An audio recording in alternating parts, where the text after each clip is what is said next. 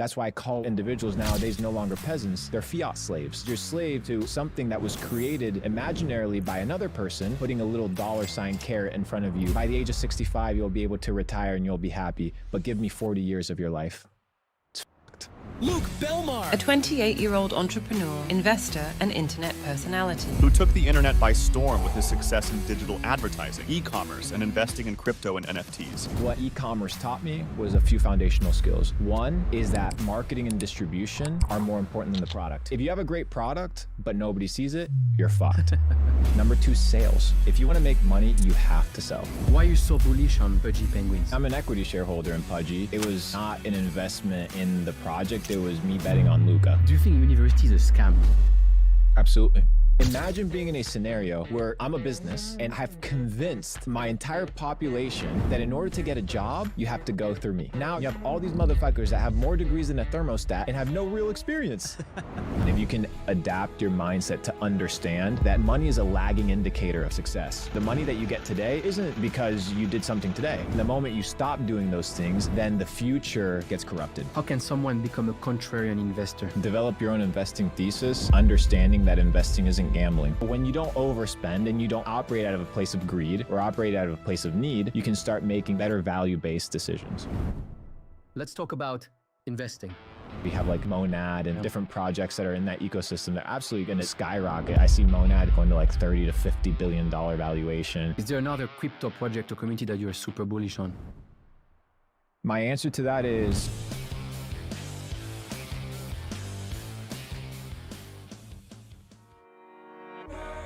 okay. Do you want to tell people how we got here today? Because it's a really cool story. It's a really interesting story. It's an interesting story. So long story short, you hit me up in the DMs and you're like, yo, let's chop it up on my podcast. I'd seen some of your clips. You'd had Luca, which is one of my business partners, on here. I saw that you had some dope people and I was like, yeah, but then you also had some people I'd met, you know, I'd talked a little bit of shit about me. So I'm like, should I give this guy the time of day? And then you're like, bro, no, it wasn't, it's out of context. Don't take it too seriously. I'm like, all right, sounds good. Let's chop it up. So here we are today, bro. Yeah. Also, I'm super excited to have you, man. So maybe as a start, we are still in January 2024. Yes. It's the first month of the year. And you wrote to your followers, 2024 is about getting wealthy in finance, health, mindset, relationships. This is the year of abundance in all areas of life. Do you think it's possible to master all of these at the same time, especially when you haven't made it yet? Define made it. I define made it simply by being alive and by believing that you can become better, by having hope. I think that that's the first step. I think if you just have the perspective that you have opportunity to develop, I think that it's possible, you know, because when you begin to think about wealth by definition, you know, you have this concept, people are like, oh, this is a wealthy man or this is a wealthy family, but they're only talking about money. And wealth by definition isn't money alone, it's abundance. So what are the areas of your life that you're supposed to figure out or continue developing in order to develop this wealthy, well-rounded life? And this idea of, well, are you going to always get to the place of mastery? No, right? There's always somebody that's going to have more money. There's always going to be somebody that's more ripped. There's always going to be somebody that has a better looking girl. It's just inevitable that there's always somebody that's going to have potentially some perspectives or some aspects of their life that are better than yours. But I think having that focus of not being one dimensional, of being like, because you were telling me, you know, hey, dude, I was in business, I traveled the world, lived in all these super mega metropolis, and then I went back home and my health was fucked. So it's like, were you wealthy? You had all these experiences, all these things, but you had a foundational thing that wasn't in check. So I think just having the mental kind of parameters of understanding that you don't have to neglect your health in order to make money. You don't have to not talk to your mom or your parents for 2 years because you're hustling and grinding in the business. No, there's a place of balance, and that's where I would define wealth. That's really interesting because, I mean, if we were where we are today, we might have come across a podcast that Naval Ravikant released in 2019 or 18, which is... The one with Joe? So basically, he did one kind of like on his own based on all his tweets, which is how to get rich without getting lucky. without getting lucky, right? Exactly. And then he went on Joe, and then and that's how I discovered him, right? Through Joe. And then I went to this first podcast, which is 3 hours and a half. And one of the key points there is money is not going to make you happy, but it's going to help you get to a kind of stage of life where you can then focus on what really matters. And so what he advises is you should kind of make yourself almost miserable to make money as quickly as possible to then get onto the real things in life. But it's I not agree. really what you're saying. Well, I wouldn't say misery, but I would say, how can I make the most amount of money expending the least amount of time? Because time is the valuable asset that allows you to then explore other things. And if you're every single day expending 10, 12 hours just working to make money, then you're neglecting every potential other area of life that is beneficial. You know, I was doing some research as to how the feudal ages kind of operated, and the peasants and the feudal lords and the kings. And you begin to look at the work schedule of the peasants. These motherfuckers only worked 150 days out of the year. They didn't work 300 days out of the year like society teaches us today. So you have the peasants, the working class, by definition, peasant means just working class, back in the day, only working half of the year. So here we are as fiat slaves working 300 days out of the year, assuming that money is the most important thing. When it's all said and done, how much money do you actually need in order to live a wealthy, highly successful, fruitful life? Not a ton of money. You don't have to have billions of dollars to get there. What's your answer to that? My answer to that is figure out a level of comfort that matches your lifestyle. And it depends on everybody, Absolutely. right? And then don't overspend. Don't get to the place where you spend because you want to compare yourself to others, and don't fall for the trap of consumerism. If you become a consumerist, you're always going to have to make money in order to spend. But if you're a producer and not a spender, then you're focusing on how can I create things of value in the marketplace that eventually allow for opportunity and money to flourish. So essentially become a producer and live below your means, which is kind of true freedom. Because if you live below your means, You don't have to worry. you're never going to worry. Exactly. You talked about how do I make as much as possible by spending as least time as possible? What are a few answers to that? For example, in this podcast again with Naval, he talks about leverage, right? Talks about financial leverage, human leverage, so human capital, and then you have obviously the one that's like the best today. I mean, code and media. Yes, I agree. So I was actually with Meow, the co-founder of Jupiter Exchange, at dinner today, and we were talking about what is the single most important super weapon that an entrepreneur can have, and it's leverage, Yep. right? And money gives you leverage. So my opinion is some people will value money more than I. What are these individuals? Usually the ones that don't have a lot of money. So I can give them money in exchange for their time and in exchange for their energy. So these people will help me accomplish my goals and my dreams. But now, like Naval says, it gets even crazier because now you can have little bots running around working 24/7. They don't get tired. They don't disobey. They don't clock out. They don't lie about their timesheet. They actually perform, and you can backtrack all of their effort and all of their work, and they can work 24/7. So leverage your money, your resources, your connections in order to automate as many areas of life, both with people and AI bot tools, in order to get to the next level. And this is what you're doing. focusing on- 100%. Yeah. Capital Club now has about 160 employees full time. About 65 of them are media distribution teams. So I'll create a piece of content like this podcast, and it'll probably get, I don't know, over the next year, 100 million views. So I'll distribute that through short form content, and I have people that do that. So instead of being like, okay, let me go out and create 50 pieces of content, I'm just going to create one piece of high value content and then allow other people, through paying them, to distribute it and utilize their resources, their time, their energy, and their attention towards my goal. You said 160 people, right? Yeah. What's your approach? Because for me, what I really realized is, and it's completely linked to this notion of leverage, but also fixed versus variable costs. And when I made this change in my business, it changed everything. Full-time employees versus contractors, or kind of like remote teams that are hired by the job versus by their time, right? And so if you do that, everything becomes variable and much less risky. Yes. How do you approach? Because I think it's more of You're what, 28, 29? Yeah, 20. That's like an approach that's much more like from our generation. Whereas, for example, the first company I built in London, like 25 people, I wanted, because I was in the old mindset, the old Swiss mindset. So I was like, I want Swiss quality, which is the freaking most expensive people on earth. And I want them full time because I want the pride of saying, hey, I'm giving a job to these people and participating to their retirement and all that stuff. But then you have all this freaking stress, you know, and it was a consulting business. So it's like the worst type of business, unscalable. And then when I started to make the switch, I realized, man, like this is such a no-brainer. And then you can apply it to anything, right? So I look at it a little bit different. I look at when I pay people or when I hire people, I'm investing into them, right? So I'm investing into their self-development. I'm investing into their progress. I'm investing into their education. I'm investing into their experience.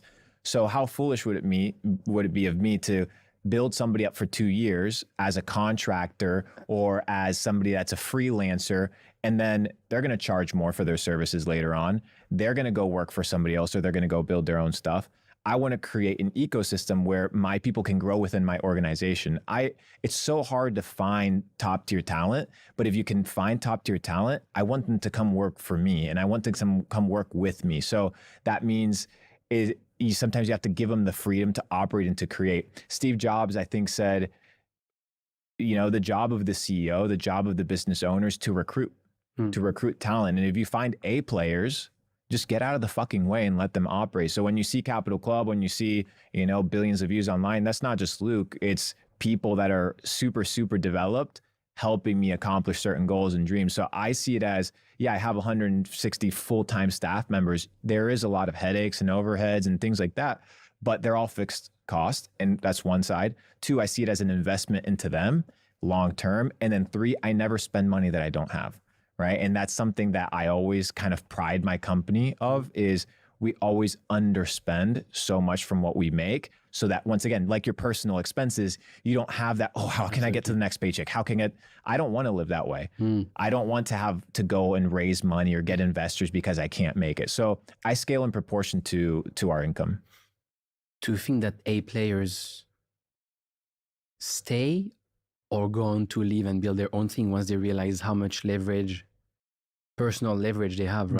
Depends, because not everybody that's an A player is an entrepreneur, or not everybody that's an A player is a self-starter, and not everybody that's an A player wants to go out and do their own thing, or can take on the risk of going on and, you know, funding a business, building a business, or being a CEO or an executive. Some people are just phenomenal videographers, right? Some people are just phenomenal human resource managers.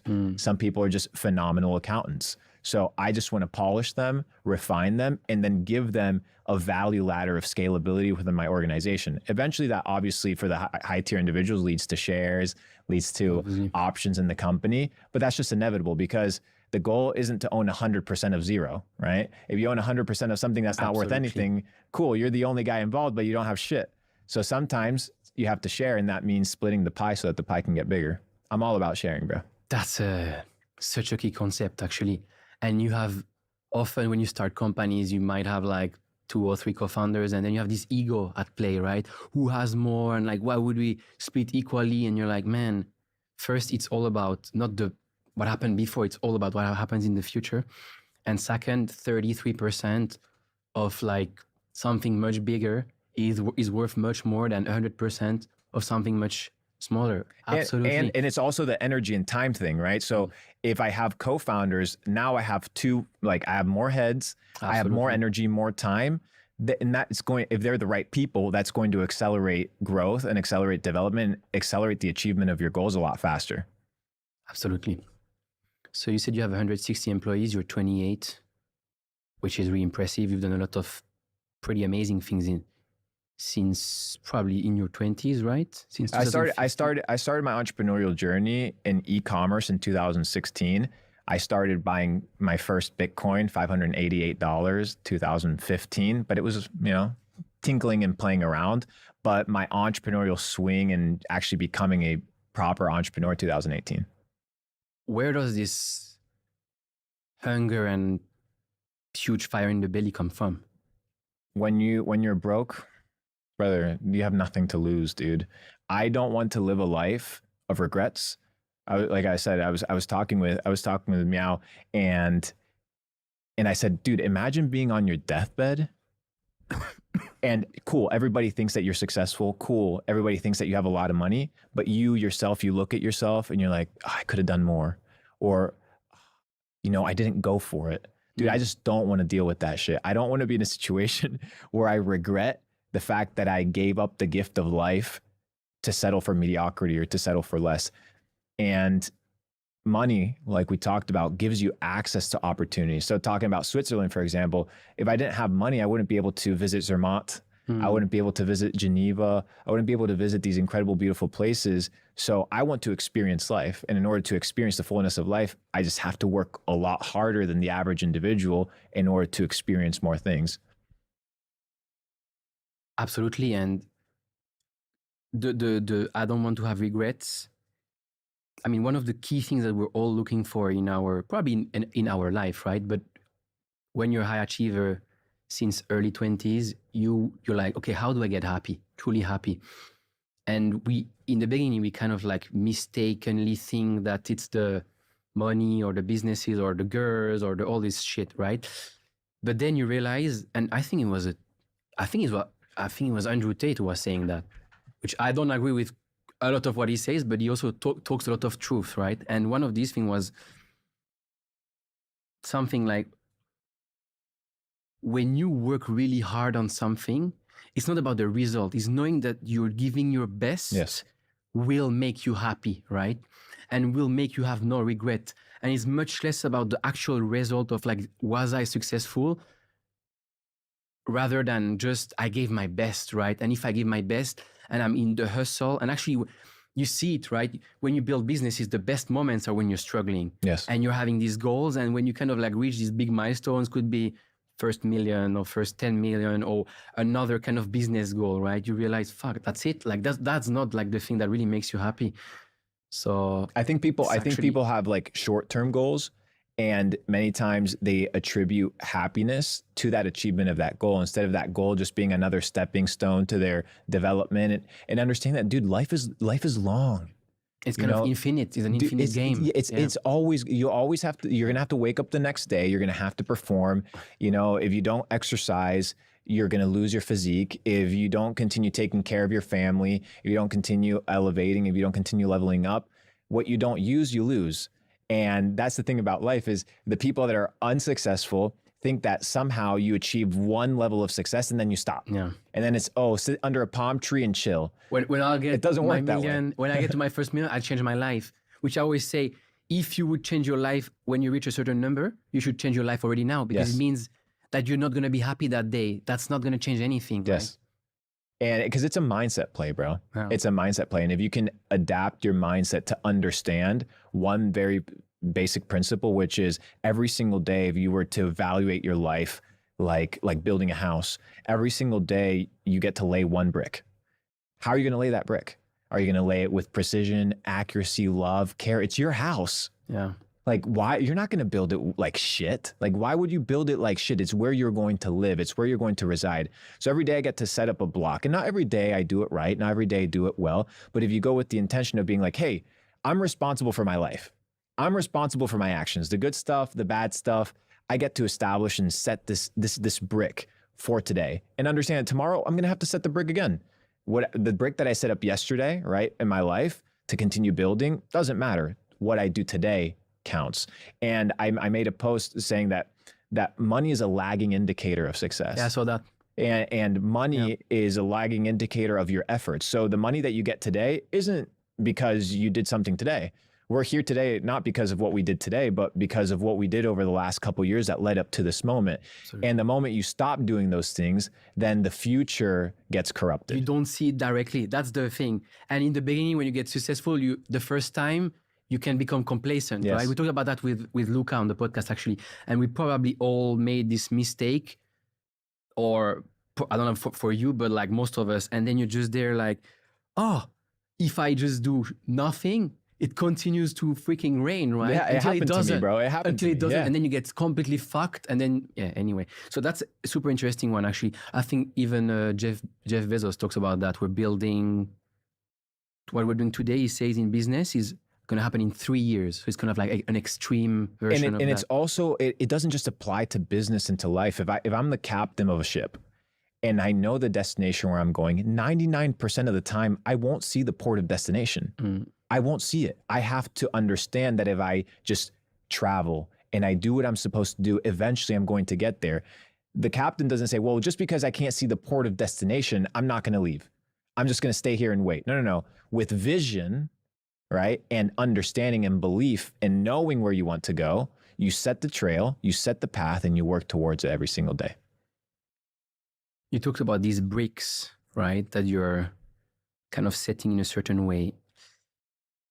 And you grew up in Argentina, Yes. right? So we all grew up in different places. You grew up in Argentina, I grew up in Switzerland. And the place where we live, the environment, the culture we grow in, obviously is going to impact and limit our beliefs Yes. and our self-beliefs. What's acceptable, what's not, what's possible, what's not. How does the young Argentinian, Singaporean, American, or even Swiss teenager, or let's say, early 20, deprogram himself and sort of, as you'd say, like get out of the matrix to set himself up for insane success? So first is understanding that you're not what your religion tells you are. You're not what your parents tell you are. You're not what your friends tell you are. In fact, you're not even what you tell yourself you are, because you don't even truly understand your limitless potential.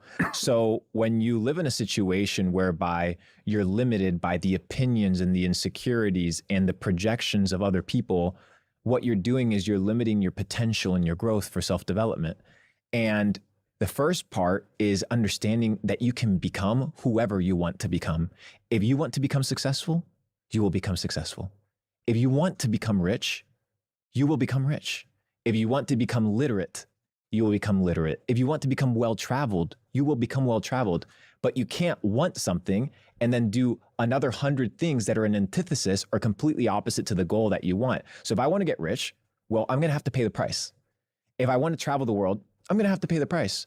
And most people, they want something, they wish things, but they don't truly want them and then work towards them. So know where you want to go, know what you want, and then don't want other 100 things that are completely opposite to the achievement of that goal. So you don't have to have a ton of goals. Establish, 2, 3 goals, things that are easily executable and easily achievable. You don't have to go out and make $1 million tomorrow. No, relax. What is the next book about business and leadership that you should read? Mm-hmm. How should you be working out and eating and taking care of your health? How do you treat your relationship with your mom and your dad and your siblings? Well, that's going to easily translate into how you treat your business partners. So how you do the small things is how you do the big things. And like I said before, you just master building that foundation, building those little bricks day by day. And once you zoom back out, you'll see the beautiful creation, the beautiful artwork that you've built with your life. And it'll be a masterpiece for everybody to observe and be like, this guy lived a great life. And maybe to kind of take off the magic, right? Oh, this person is so successful, or this person is so fit. There's a process behind everything. Yes. There's a process behind everything. You want to get fit, like you can count your macros and train 4 or 5, times a week go with a PT. You want to build wealth. There is a process to build wealth. You want to build a business, you want to build a personal brand. There's a process behind every freaking thing. And it's kind of boring once you understand that, because you're like, man, I'm just repeating the same shit every day. But that's where most people kind of fail, because we're all looking for like the thrill and the thrill of the new thing. But actually all these things that we need to do to like get successful in one area or another of life is just based on processes. The process and in the preparation, you have to, if you want to become a billionaire, if you want to become a millionaire, you have to develop the philosophies, the ideas, the habits, the work ethic of this type of persona, of this character, in order to then become that type of individual. Abraham Lincoln famously said, if I had 6 hours to cut down a tree, I would spend the first 5 sharpening the axe. So it's not about just the hustle, and it's not just about the grind, it's about the preparation, it's about the effort, it's about the dedication. Yeah, you see Usain Bolt, right, on stage with the gold medal. You see Michael Phelps on stage with the gold medal, but you don't see jumping in the pool for fucking 10 years. You don't see having to run sprints in the middle of Jamaica in the heat for decades. No, you don't see that.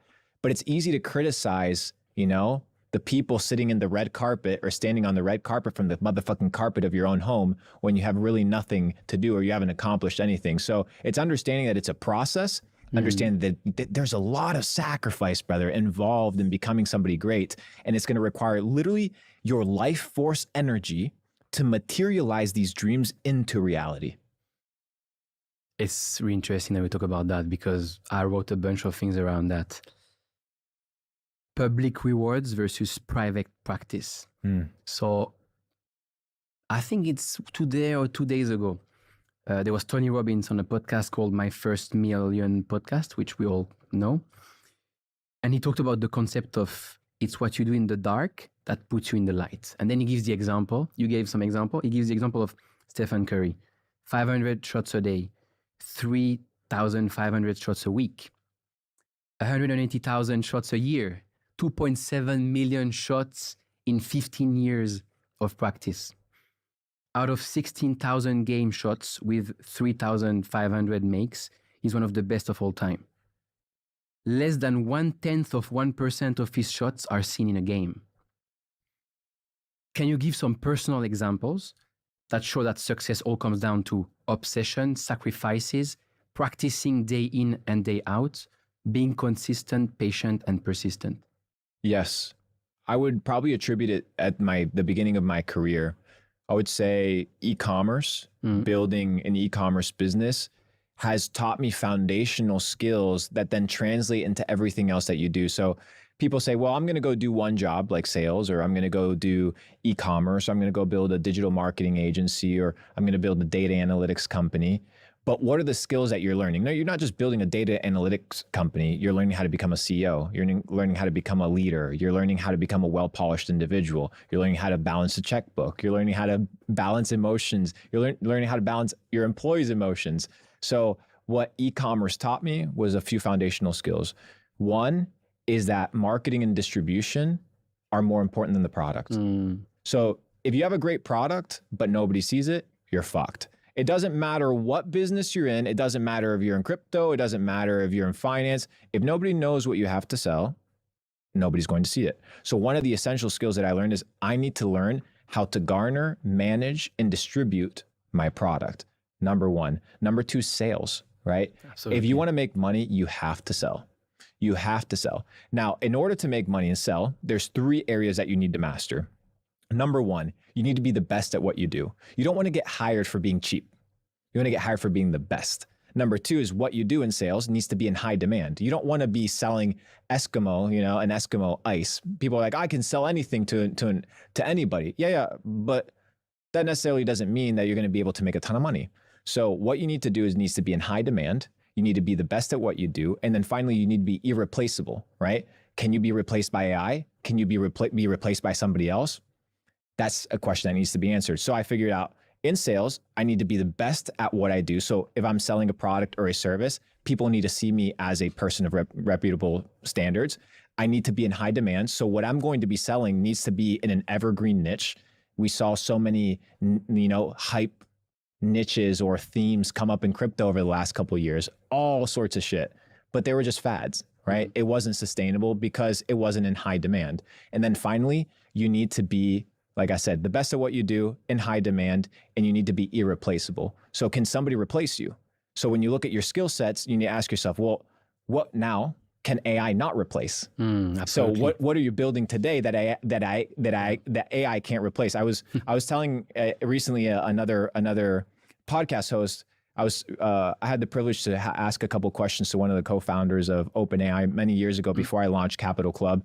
And he told me, I asked him, hey, should I build an AI company? He's like, no, don't build an AI company. Build an AI-proof company. Build something that AI will never be able to replace. Because he's like, you're going to go building AI with who? Against all the MIT kids, Stanford kids, against all these nerds, all these think tanks. So you're going to have a very hard time.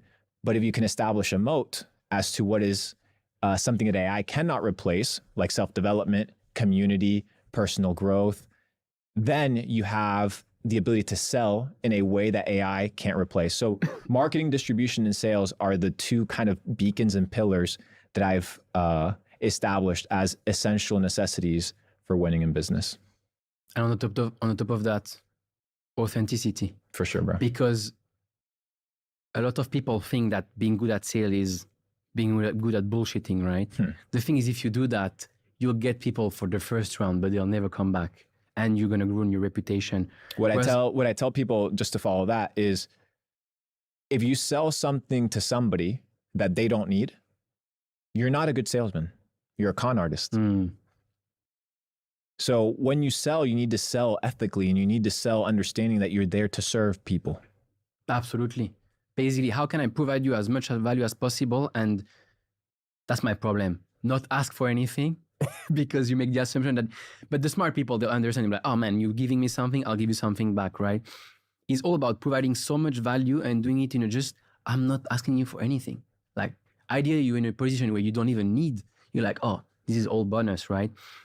And again, I mean, I don't want to talk about Naval too much, but he's talking about using authenticity to escape competition. He's saying basically, if you use authenticity, you're never going to have anyone that you're competing with, because no one can compete with yourself, right? I agree. I mean, most people compete instead of creating, but that's because most people don't want to become the best version of themselves. They want to become what they perceive as a better version than themselves, which is what they see in somebody else be or what somebody else posts to be. When you have the same capabilities, you have the same potential, you just have to work for it extremely, extremely hard. And what I like about the internet is that the internet doesn't take bullshit, right? So now as the creator economy begins to develop, and as you know, people spend time online, things become more transparent. So people will be able to identify authenticity, they'll be able to identify truth, and then they'll be able to identify bullshitters. Probably blockchain will help in that, because you have all these AI. For sure. Because one of the key problem now is like AI. We don't even realize, most of us, but we're in 2024, there is US elections this year. And there was, I think it was Raoul Pal saying, during the US elections, you're gonna have crazy arguments with your neighbors, your family members, people you love, just because of AI piece of contents that are going to be targeted at you to make you go crazy, right? And one thing where blockchain can really help is to prove whether all these piece of contents are actually true or not. The only issue with that, bro, is when you start playing with the humanization and the digitalization of personal identities. So it's like, oh, well, now we need to make sure that whoever's on Instagram or whoever's on Twitter is actually a real human. So now you have to submit your ID. And that's where shit gets kind of crazy. But I look forward to this future, bro. It's going to be fucking wild, because now you don't even know who's commenting. For all you know, Zuckerberg's got all these motherfucking profiles running 24/7, just blasting comments to cause engagement, cause triggers, and for all you know, it's just a troll farm. Yeah. It's wild. Absolutely. And it's happening. It's happening. I mean, it happens all the time. I think there was an intelligence company out of Israel called Project Judas, and they had 30,000 Twitter accounts, and they would kind of control narratives through those Twitter accounts. And they're not real people. It's just a couple individuals. Now with AI, it's going to be super powered. And I agree with you, bro. It's going to fucking break a lot of people's minds, bro. It's going to be crazy, dude. Fuck. I didn't even take that into perspective for the election, bro. It's going to be crazy. It's going to be wild. There was already, I mean, Trump won like thanks to data and social media, but it was not like advanced AI like that. So now it's going to be this, but on steroids. Wow, bro. So we talk about how much you need sacrifices, patience, consistency, persistence to make it, right? When you're starting to build a company. The problem is millennials and Gen Z, they're impatient as fuck. Because we live in a world where we have everything at our fingertips, right? Coffee, food, dates, porn, anything we want just at the click of a button. But the really good things in life, a career, a relationship, a business, good health, wealth, they all come from daily compounding, right? Of small actions. What's your message to our impatient generation today if they want to be truly successful tomorrow? Be impatient towards the good things. Be impatient towards doing the good things every single day. Be impatient towards waking up and going to the gym. Be impatient to get on your sales calls and close those clients. Be impatient to pick up that book and read. Instead of being impatient about the results, be impatient about the input. because you can't control the output. You can control how many seeds you plant. You can't figure out which seed is going to grow and how many apples are going to come from that apple tree. You can't control that. You can't control the day you're going to become a millionaire. If you say, I'm going to become a millionaire in 1 year, good luck, motherfucker, because if that year rolls around and you're not a millionaire, you're going to feel like shit. You're going to feel unsuccessful. But if you're like, my success is determined by my input and not my output, dude, being patient as a motherfucker, getting that input, grinding, understanding that money, success is a lagging indicator. So hustle, do what you have to do on the input, and then let by natural law, which is a principle that applies to the universe, right? Action causes reaction, input causes output. Focus on what you can control, be impatient about becoming great, and the rest will play out. It's essentially what Gary Vee says when he says micro speed, macro patience. It's exactly that. That's very good. I'm Swiss. In Switzerland, we don't talk about money. We don't even know or dare to ask our parents how much they make. Really? You don't do that, no? Wow. That's how much taboo the topic of money is in Switzerland. At least, might have changed now, but I mean, I'm not old, but like, you know, I don't know how much my father makes or how much he made. Like, and you don't ask that, right? You talk a lot about money, and there is a lot of hate towards men who preach about making money. Why do you think openly talking about money and about making money is so important? Because money is just a tool. So I talk about money just like I talk about health, just like I talk about self-development and picking up a book and learning topics that you enjoy.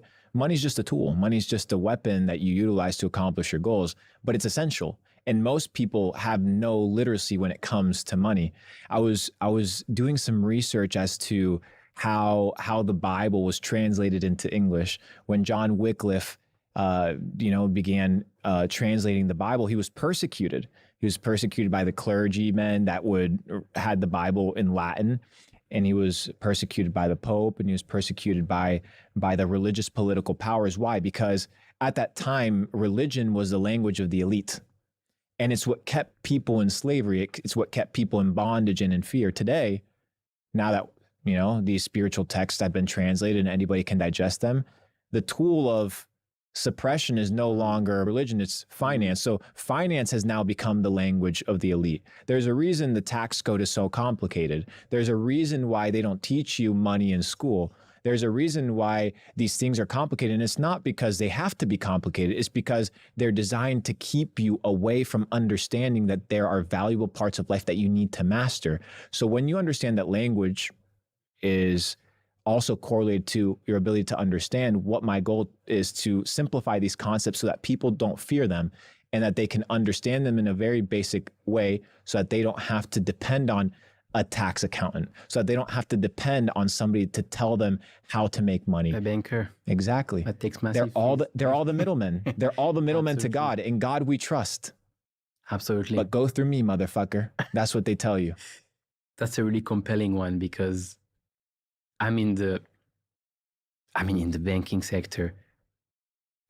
It's, if you start to, for me, like the journey was since I was probably 21 and 22 when I started the first company.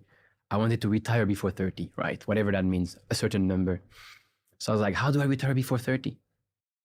And then we had some employees and we had, a pension, because you have to invest in a pension for your employees. So I was like, how do I, with my pension and with other people's pension, invest this money to retire as quickly as possible? And then you start from there to understand how the entire system is made, that every pension, it's fucked. bro. In the UK, you have this self-investment pension plan, SIPP, I know, right? The government invested on your behalf. So fucked, then you bro. understand the whole thing, which is you're like, okay, how do I start? I'm going to start about reading about timeless principle of investing. There's not that, they all say the same, right? The little common sense of investing, a bunch of these books. Also, Tony Robbins, he wrote a really good one, which is Money Master the Game and Unshakable, and very simple ones after the great financial crisis to help millennials invest and to make them understand that it's actually not hard. It's just made harder by the ones who need to take a fees, right?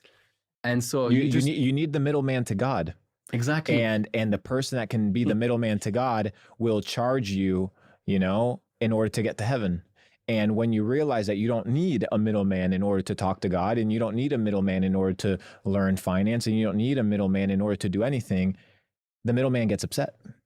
And now the middleman not only controls finance, but they also control the school system, because they're the ones that fund the school system, and they're the ones that fund the universities, and they're the ones that fund pharma, and they're the ones that fund food. So now the entire narrative is controlled by this centralized group of people. That's why I call individuals nowadays no longer peasants. They're fiat slaves, because you're slave to something that was created imaginarily by another person that controls you and is expending your life force energy and putting a little $ carrot in front of you, dingling, and saying, by the age of 65, you'll be able to retire and you'll be happy, but give me 40 years of your life. It's fucked. So if I can, in some way, shape, or form, kind of at least trigger these conversations for people and be like, maybe let me look at the Federal Reserve Act of 1913. Maybe let me figure out why we got off the gold standard and who was actually involved in this process. Let me figure out why Satoshi's narrative of immutable money is actually compelling. And yeah, maybe I don't have to become a scholar when it comes to finances. Maybe I don't have to become somebody that actually understands the ins and outs of everything. But the last thing you want to be is ignorant, because in ignorance, you can get fooled. And most people are ignorant. And what I think sometimes people get upset at is the fact that you're showcasing their ignorance. And sometimes the truth hurts. But I'm willing to offend in order to save a few. What do you think is the single biggest limiting factor that prevents most people from taking full control of their finance and their future? Most people blame others. Most people fear the consequences of being responsible for the good things and the bad things of their life. I often tell people, everyone is self-made, but only the successful will admit it. Because the unsuccessful person, they're self-made, but they won't admit it. They'll blame somebody else. They'll blame the imaginary thumb of the government. They'll blame the race. They'll blame the color of their skin, but they'll never look at themselves and be like, what did you not do? Because everybody's quick to be like, oh, well, I am successful. I built this company. But what about when you fucked up? What about when you were inferior, when you were a loser? Did you take accountability for those things? And most people, I think, are just not comfortable with assuming that responsibility. So creating an ethos where we can be vulnerable, creating an ethos where it's okay to fuck up, where it's okay to fail, is going to revolutionize and change through authenticity how people interact and how people talk. And what I often tell people is this fear of failure is induced into us. It's not natural. If you go to the school system, bro, imagine how fucked it is to go to a first grader and give them an F and tell them you failed. Or you know what, because you didn't apply this, and this, you have to stay back with, younger kids and you shame them. Bro, that's fucking degrading. So from the beginning, you're conditioned to not try. Because if you try, there's a chance that you're going to be penalized, and you don't want to be penalized. Nobody wants to be penalized. And then that translates to high school, that translates to university, that translates to the workplace, that translates to your interaction in your entire life. You just want to play it safe. And in that safety, it's all elusive, because at the end of the day, you're going to die. So we all end up being in the same situation because we all are going to end up dead. So there isn't any safety, because we're all going to end up 6 feet under. So if you're going to end up 6 feet under, there's nothing to stress about. There's nothing to worry. Yeah. I think this is called equanimity, no? Equanimity. That's it, right? With the concept of like, don't look at the tree, look at the forest, right? Take a step back and then realize, man, why are we even stressing? I mean, easier said than done, right? But it can't even be said, and it can't be done. It needs to be felt. And the equanimity is the calmness of the soul. Equanimity means the calmness of the soul. So when you, like Miyamoto Musashi famously said, with your spirit as high as Mount Fuji, you will see all things clearly. And when you can elevate your perspective and you can see that what people are doing, what people think about you, your failures and your wins, they're insignificant No when one you can gives a see it. fuck. Nobody cares, But brother. before that, you need to go through the big failures and Yes. realize that nothing happened. Yes. Which most people will not go through because they're scared. Yes. And you're saying that one of the reason or the main reason they're scared is the education system where from young, also early on, it's basically black or white, Yes. right? It's failure or Winner. success. Gold star or Interesting. red marker with an F.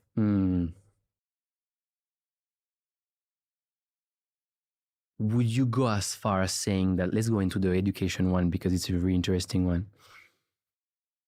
The education system was created by the Rockefeller Foundation under the Prussian school system, which was the idea of creating factory working bots that don't question, they don't do anything except obey. That's why the school system resembles the industrial era. You raise your hand in order to use the bathroom. There's an assembly line. The bell rings. Therefore, that's your break. That's your cue. You have to be operating just within your little dynamic. You can't explore. You're not supposed to collaborate. You're within your little area of work. This is what you do. But it not only resembles the industrial kind of era, but it also resembles the prison complex. Right? So you have the fluorescent lights, you have the locked rooms, you walk in a line, you go to the yard 1 hour of the day, and you only do it when the bell rings. Dude, can I just, when everybody clips it, all you have to do is look at what a cafeteria looks like in the United States school and look at a cafeteria prison. They look the same. So everything is conditioned from the moment you're young to absolutely create and prune you into being a fiat slave. Which we all follow, right? We even getting out of this mindset of, and again, my Swiss side will be like, you don't have to be an entrepreneur to be like, it's not only about being an entrepreneur, right? You can be a consultant and be happy. You can be you can even be right? an employee. It's not even about that. It's about understanding that what you've been conditioned to believe is a bullshit. What you've been conditioned to feel about reality, what you've been conditioned to understand is true, is not true, and that the systems, the beliefs that you've been given are not yours, and that you're not bound and limited to these things in order to become an individual that achieves greatness. Greatness isn't what Luke Belmar tells you greatness is. Success isn't what Luke Belmar tells you success is. What is your symphony of success? When you hear success, right, what does that mean to you? What does that look like for you? It looks different for you. It looks different for me. But pursue that path. Most people know, hey, I want to pursue something. I want to become somebody. But then because of the fear of failure, the fear of judgment, the fear of insecurities, and shame on all these motherfuckers online that talk shit, because the last thing you want to be doing is criticizing and insulting somebody for trying. Absolutely. When we're all just trying to make it. So why are you trying to hold the brother down? You know what I mean? What about crazy?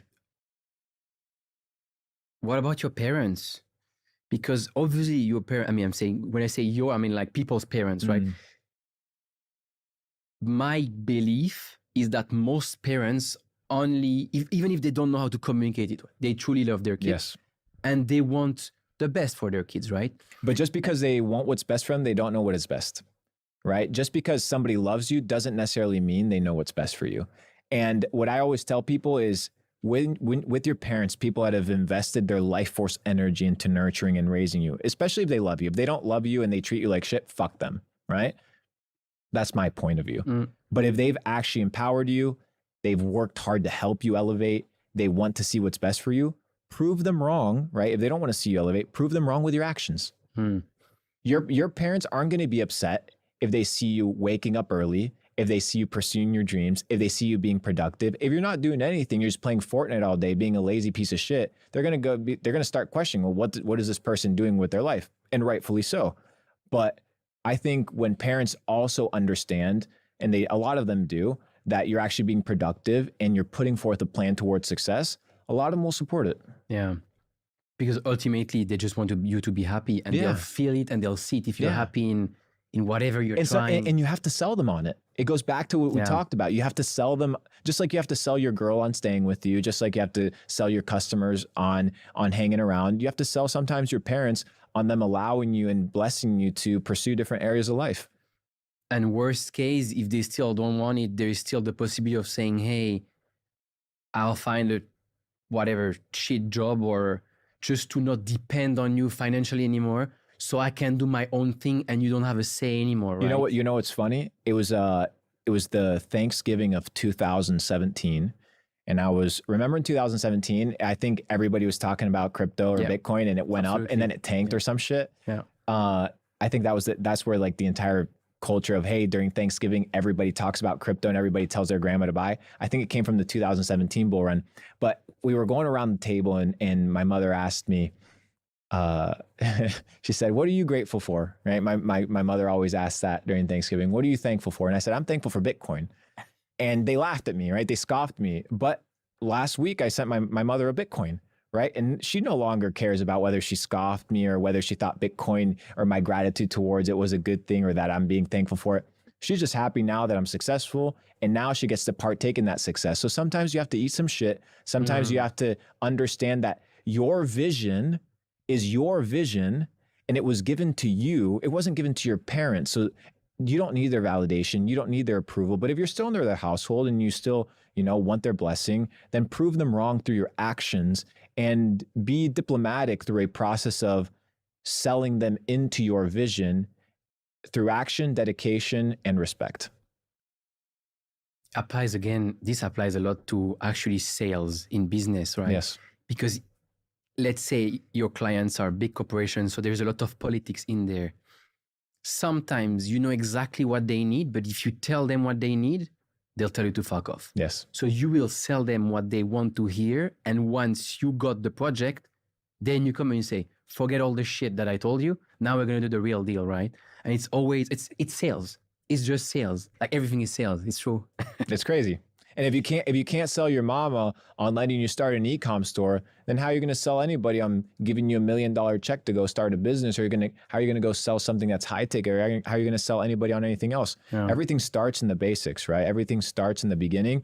And if you can be diplomatic with your family and bring them onto your vision, so be it. But at the same time, the path of success and the path of entrepreneurship and the path of greatness is lonely. And you have to be willing to be alone in the process to getting to the top.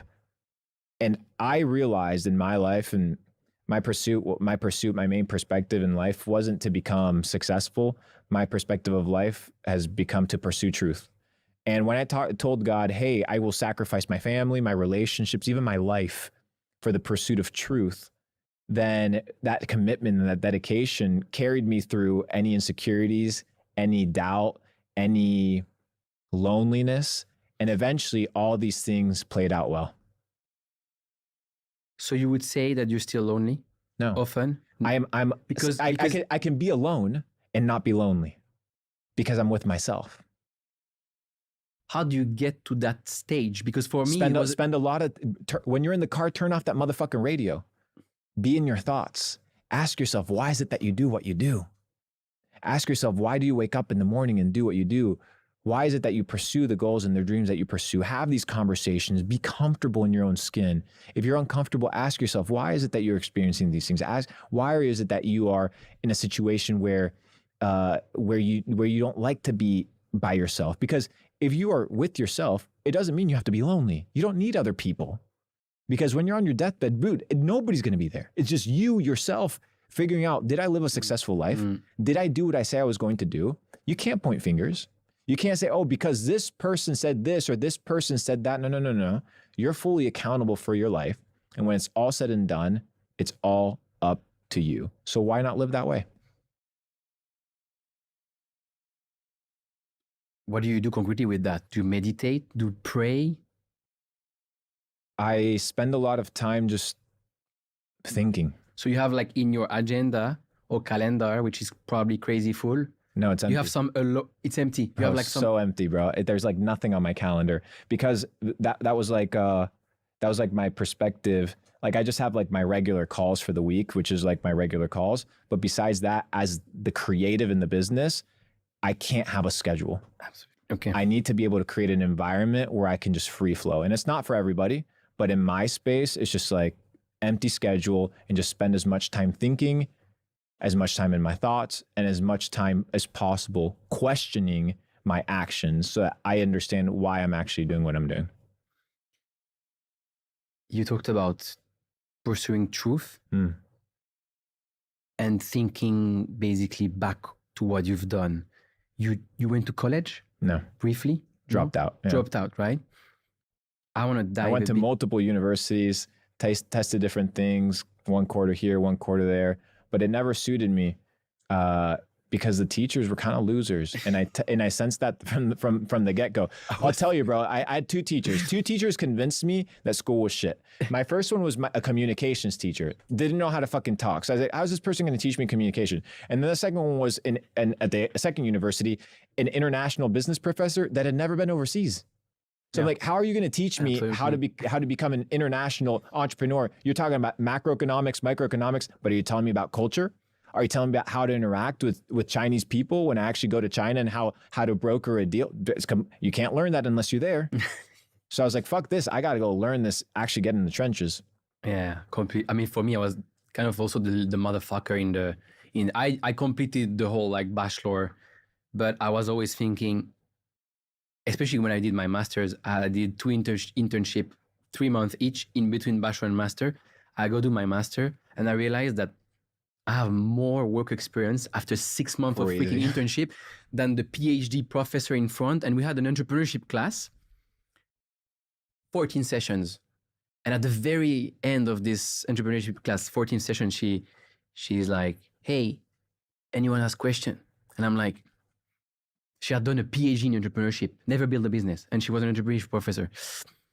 And I'm like, do you really believe we can teach entrepreneurship?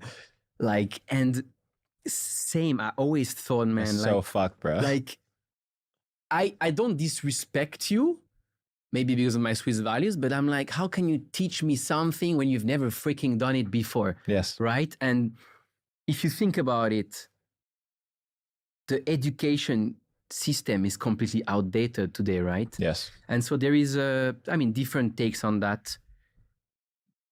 Do you think university is a scam?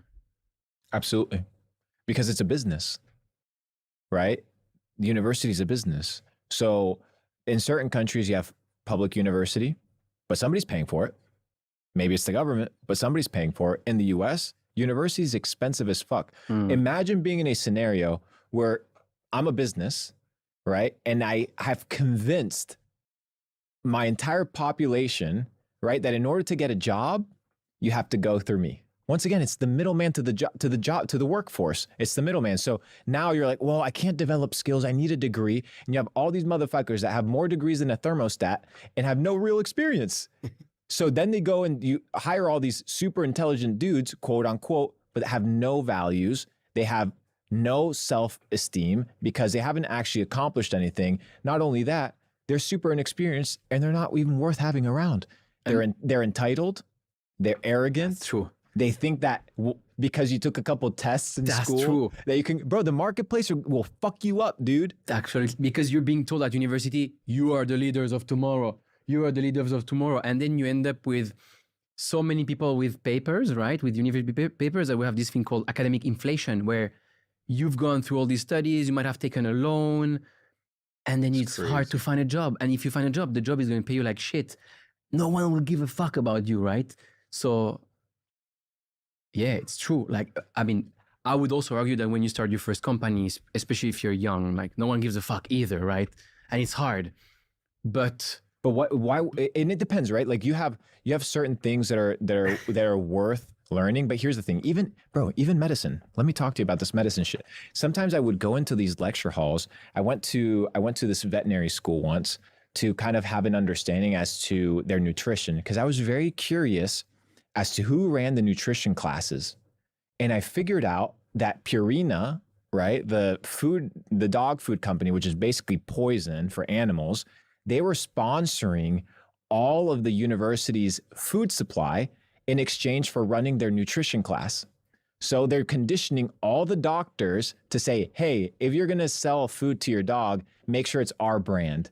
So they're being brainwashed into, one, feeling like they're sources of authority, two, not realizing that information is tailored and curated by the person that is funding that university, and three, just look at the statistics.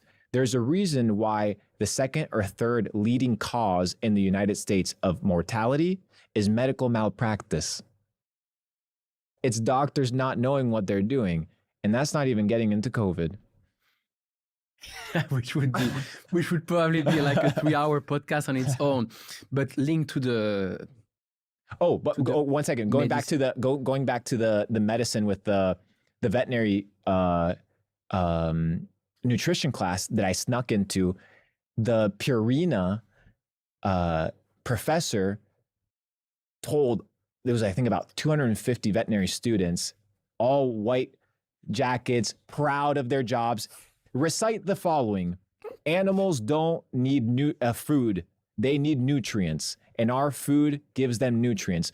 And they told them, chant this, chant this. So now you have all these highly educated kids being told what is true, what is not true, and once again, the source is controlled by the few. It's so fucked. Yeah, and like, I mean, we talked about it before, but I got massively fucked by the pharmaceutical industry. And it's basically just, I mean, I was 23, starting to like lose a bit of hair, you know, very entrepreneurial. So problem, solution. I'm building my first company. I don't have time for this shit, right? There's this advertisement everywhere about like these pills that you can take that's just going to make you thousands of success stories. Probably works. Like I can trust, you know, it's a pharma industry. It's proven. It's the pharma industry. So the studies are legit. I mean, actually, it works, right? But you go to these centers, and then you have this woman with white clothes, right? And you're like, 22, I'll trust them. Like they're doctors. And then they sell you these freaking pills, which for me, like completely destroyed me, like completely had like cognitive impairment, visual problem, crazy anxiety, crazy depression. I became suicidal. It was fucking horrible. Like, and I mean, an amazing learning, because then, as I said before, like, how do you get out of that when the entire first industry is kind of like rigged against you? Because you're just trying to sell recurring revenue, right? Bro, pharmaceutical is just that. It's a business. How do I hook people forever on pills, whether antidepressant, sleeping pills, hair loss pills, birth control, absolutely crazy shit with the birth control. What's your take on birth control? I mean, and a woman would tell you, for example, in Asia, women are very against that. And I always tell them, I completely understand you, because my experience with these pills is the reason I got fucked is because it acts on your hormones, right? Yes. And so if you think like logically, the birth control is actually acting on your hormones. So like, I would never ask you to take this shit because it can only be bad. I even heard some story where there were women who would get married to someone when they're on the pill, right? And because the pill is acting on their hormones, so they're attracted to a certain type of man. But the day they're off the pill to get kids, and they lose the attraction. It's insane, dude. It's insane. Yeah. But hey, your little 13-year-old daughter has acne. Let's put her on birth control to regulate her emotions and regulate her hormones and regulate her mood. And now you put 100 million women in the United States on birth control. And now what happens? It's usually a pill, which means what? 90% plus of it doesn't get digested. It goes to your urine. That estrogen goes into the water. Now you have 100 million women urinating highly estrogenated urine into the water supply. And water is just a recycled commodity. But the treatment plants, they don't treat for estrogen. Neither do they treat for testosterone. So now you have all these feminized men drinking this tap water, and you're asking why Alex Jones is realizing that the frogs are gay. And it all comes down to the fact that it's a big chemical warfare through the water and through the monthly recurring revenue of human beings. It's so insane. You dude. Tweeted I laughed a lot, but it makes so much sense. We're drinking bottled water, right? You said tap water is for NPCs. No tap water, no porn, no devil music. Can you elaborate? I mean, they're the three things that attack your mind, right? So you're going to be attacked your mind through your eyes because it scars your memory. You're going to be attacked through the vibrational frequencies of music, so the messages that are being propagated, and then finally through the chemical warfare that attacks your mind. So calcifying your pineal gland. We can talk about vaccinations crossing the blood-brain barrier and adding heavy metal toxicity to your brain. Everything is designed to impair your ability to think impair your ability to reason and impair your ability to develop cognitive thought that actually questions the system. That's why people are just walking around like NPCs. They're walking around by default. They're walking around slow. And then sometimes I don't judge them, you know? It's like, okay, you're just so intoxicated with porn. It's fucking up your brain, frying your brain. You're so intoxicated with tap water and fluoridation. I completely get it. And now you're adding all this demonic, super controlled narrative music that is now conditioning you to fuck bitches, take drugs, and hoe around, because that just happens to be the cool narrative. So no devil music, no porn, and no tap water, to me, are the essentials of living a very good, clean, healthy life. Do you think there is an actual agenda behind all of that? Absolutely. Or do you think that because we live in a world where profits at any cost, companies make decisions without kind of even understanding it's all consequences? All controlled. All controlled. Even look at the example of, for example, you look at these big companies like Pornhub. They were doing like secret, like spy interviews with some of the executives. And for example, they would every now and then on the main feed or however these things work, they would add a transgender video, just simply to add that in case, you know, people want to test or experience a new thing. So they're controlling even sexuality at that narrative. Water. Well, water and food have always been utilized to control people, whether it's by limiting the water supply or by poisoning the water supply. So if you can dumb people down to control them, why wouldn't you? And you begin to realize we have all the shootings, we have all the initiations to gangs, we have the murders, we have families that are being broken apart because of people that cheat. Where are they getting their source of information? Who are they icons? Who are their role models? Musicians, celebrities. Celebrities are some of the most useful motherfuckers on the entire planet, but they're being used as puppets for the narrative. So one of the ways to get out of all of that is one where would say? Freedom of thought, bro. Freedom of thought. Asking yourself, why is it that you're doing what you're doing? Questioning everything, dude. You have to question everything, even if it's uncomfortable. Why am I listening to this music? Why, out of all the songs in the world that I could pick, why am I listening to fuck bitches, fuck hoes? Like, out of everything. If I could drink clean water, why do I choose to drink the tap water that the government is telling me is healthy? So you can look at this commercial of the mayor of New York City drinking tap water. And he's like, New York City has some of the best tap water in the world. And he runs it like an ad or a commercial. I'm like, dude, this is so weird. So fucked.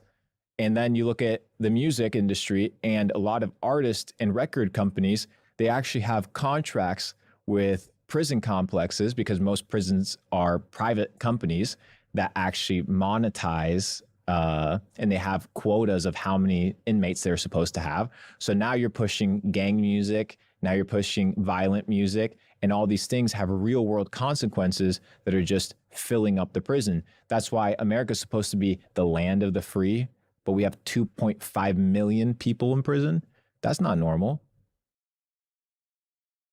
One of the things that's really worth questioning, the fiat system. Crazy. Obviously, the crypto podcast. I mean, very crypto focused. So we have to talk about that. But before talking about crypto, more generally, one of the ways that people who don't like crypto can kind of escape the fiat system is, I mean, not really the fiat system, but at least their 9 to 5 and the rat race is investing, right?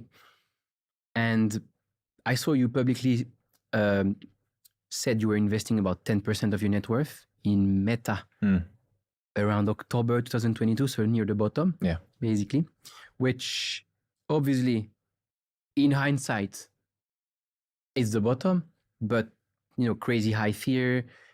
Every time there is a market crash, or we think, oh, maybe it's 2001 happening all over again, like the mega bubble, everything's going to go down 90%, it's the end of the world. So you did that. Today, the S&P 500 is about near all-time high, NASDAQ not too far. Meta all-time high. Meta all-time high. So your call was definitely the right one. And for me, the really interesting fear, important concept for people to understand, and crypto will come into that, but it's the concept of being a contrarian investor. which is the most important concept in investing, right? If you want to make money, obviously it's easier said than done. How can someone become a contrarian investor? Develop your own investing thesis and understanding that investing isn't gambling. So when I bought Meta at $80, $90, $100, I averaged within that price range. I wanted those prices. I knew that it was a fair value for the company. So I said, okay, I'm willing to buy it at this price. It's not because I'm a genius, but I looked at the fact that Meta was at 2016 prices. They're not the company that they were in 2016. So why wouldn't I pick up a fuck ton of Meta stock? I'm looking at MSRT. I'm like, okay, MicroStrategy is absolutely going to skyrocket because this guy is going to buy. We're talking about Michael Saylor. He's all in on Bitcoin. And we know that Bitcoin's going to go to all-time highs. Maybe not today, maybe not tomorrow, but eventually. Yeah. So all you're basically buying is a leveraged play right there. And then you look at Carlos Salinas, who's one of the richest guys from Mexico. And he was asked, where's your liquidity right now? He said that too. He said MicroStrategy, and he said Bitcoin. So I said, who am I to oppose this guy's thoughts? That was my thesis for there. And now my next thesis, which is going to play true eventually, is PayPal. PayPal's at a 2017 price point. They generate $1 billion net every single year. One of every 4 e-commerce companies processes through PayPal, and it's still absolutely a behemoth. But it's at 2017, 2016 prices. So why wouldn't I pick it up? The risk-reward ratio just happens to be so much higher. So, in 2023. I only made 11 investments. I only made 11 trades. I don't trade like a savage. I'm not out here on the charts every single day. I want to make few high sizable bets that have long-term plays attached to it. So I don't want to be day trading because everybody knows that day traders lose. Absolutely. Everybody knows this. And once again, we talk about the productivity, the lagging indicator. I'm willing to sit on a position 1, 2, 3, 4, 10 years for one very simple factor. Swing trades. Yeah, for one very simple factor. I don't need the money. Yeah. Right? So when you don't overspend and you don't operate out of a place of greed or operate out of a place of need, you can start making better value-based decisions. And once again, I could have picked any stock, but it was something that I'm familiar with. I'm familiar with Meta. Yeah. I'm familiar with Shopify. Why? Because I come from an e-commerce background. Yeah. So Q4 is rolling around. I know everybody's spending money on Facebook ads. So I know that Q1 reporting about Q4 is going to be absolutely phenomenal. They're going to crush their reports. And they did, because they did every single year prior. So why wouldn't they do it this year? And it happened. Shopify took off. PayPal took off. And then PayPal didn't take off. Shopify took off. Meta took off. Microsoft took off. I made a massive $4 million purchase of Microsoft stock the same day that Microsoft announced a $10 billion investment to OpenAI. I said, well, I can't invest in OpenAI, but $10 billion is a lot of fucking money. So they're not just paying for whatever it is that they're investing in. They're probably investing in infrastructure, teams, scalability, operations. So I was like, this is a very good proxy, right, for me to invest into OpenAI because they technically own it now. And once again, Microsoft passed Apple for a couple days as the most valued company in the world. Yeah. And that V reversal was absolutely savage. And what's really interesting is it's not rocket science. And we talked about that the other day. I was with Alex Vanevic here for 2 hours, and we talked about, it was more applied to crypto investing, but essentially being a good investor is you rely on a few pretty simple heuristics, which is, hey, we're back to the same price as a few years ago, but probably like they've been doing a lot of work. So they're probably much more advanced. So it's a good opportunity. And then, as you said, if you are experienced or an expert in a certain industry, you obviously, because you spend that much time, gonna have conviction. And once you have the simple heuristic coupled with your conviction, then it makes the whole thing much easier. Yes. And that's why for us, for both of us, Bitcoin and crypto is such a no-brainer, right? It's, hey, look, I mean, it was more like a year-ish ago. Like, oh man, it went back below previous all-time high, or like even like, you know, the all-time high of 2017, we were below that. Crazy. You're like, what the fuck? Or like a This is amazing. $900 ETH. Exactly. You're like, this is crazy. So it's just, yeah, it's basically that. It's some simple heuristics and the conviction. The conviction is the most important thing. And again, And not just that, but it's understanding that, first of all, you're not always going to catch the bottom and you're not always going to sell the top. And I don't work or invest in order to pay for my bills, right? I invest to multiply my money. I have businesses, I'm making money in the real world that I get to deploy. So if my investment goes down 10%, 20%, 30%, I can stomach the drawdown. I can stomach certain losses just for the simple fact that I don't depend on trading in order to pay the bills. And if you're going to trade out of a place of desperation, you're always going to get fucked. yeah, absolutely. Absolutely. So you said you're doing this sort of swing trade, right? 1, 2, 3 years. In the crypto context, probably is going to be like a year and a half, 2 years swing trade. And that's a really interesting one because you said, I think it was on a podcast I saw, you said, I bought crypto, I made my money, I sold, right? Which sounds so simplistic, but most people in crypto in their first cycle, they make shitload of money and then they round trip everything and they get wrecked, right? Yeah. And so you have this like very simplistic, almost cold, rational approach to crypto instead of following the traditional, we're all going to make it, hodl, and then you get fucked. Can you tell us more about your approach, how you approach the crypto cycles to minimize the chances of round tripping all the money you made and get wrecked?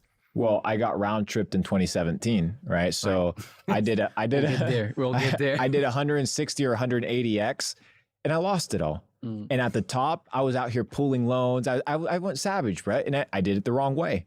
And I was like, I'm not doing this again. But crypto is going to come back. So what do I have to do? I just have to have more money in order to deploy it. So I bought Ethereum during the COVID crash. It just made complete sense. I bought Bitcoin during the COVID crash.